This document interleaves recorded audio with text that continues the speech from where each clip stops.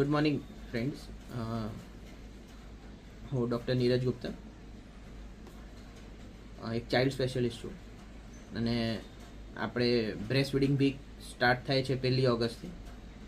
આમ તો અમે ડૉક્ટરો માટે દરરોજ એક બ્રેસ્ટ ફીડિંગ વીક યા તો એક બ્રેસ્ટ ફીડિંગ ડે હોય છે.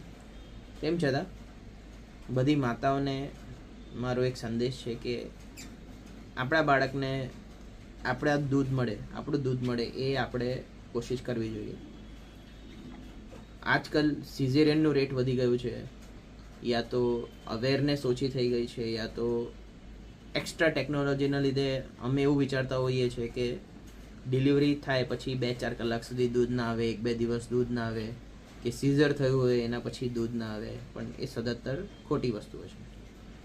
એટલે આપણે આપણું બાળક યા તો નોર્મલ ડિલિવરીથી થયું હોય, યા તો ઓપરેશનથી થયું હોય, યા તો જોડિયા બાળકો હોય, તો બને એટલું વહેલું સ્કિન ટુ સ્કિન કોન્ટેક્ટ અને બને એટલું વહેલું તમારા બાળકને સ્તનપાન કરવું જરૂરી છે.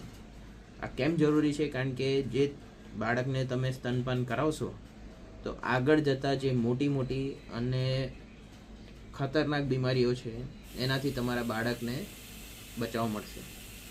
હું આશા રાખું છું કે તમે આ નાના સંદેશને ગંભીરતાથી લેશો અને જે સગર્ભા માતાઓ છે એમને હું કહેવા માંગીશ કે અત્યારથી જ તમે બ્રેસ્ટ ફીડિંગ વિશે માહિતી મેળવો અને એ તૈયારી રાખો કે જ્યારે તમારું બાળક આવે ત્યારે તમે તમારા બાળકને તમારું જ ધાવણ આપો એની કોશિશ કરજો.